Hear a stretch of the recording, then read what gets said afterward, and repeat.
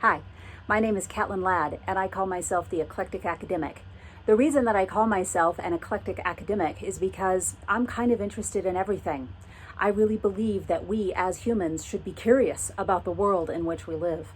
So primarily my thing is that I'm a writer. I write dark speculative fiction, which is sort of a subgenre of horror. And I also read, not just horror, I read all kinds of things.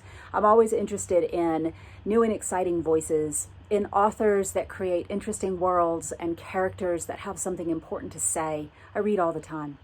The academic part, though, is because I am also an academic. I have a PhD in religious and philosophic studies, and I make money and pay my mortgage by being a college professor. So my academic interests are primarily religion, philosophy, issues of race and violence, often, especially when those two things intersect. But I also teach women and gender studies. And so I'm interested in sex and sexualities studies. But I also have all of these other things that I love to do. I love to travel. I've traveled in, I don't even know how many countries at this point, all over the world, from the Far East to Northern Africa, Europe. I've traveled all over the United States.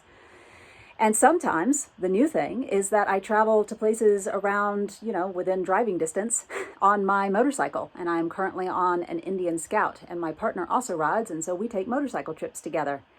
In 2014, I became sort of an amateur paranormal investigator, so I'm also a ghost hunter. I have been featured in many of the works by Richard Estep, who lives in the same area of the country I do.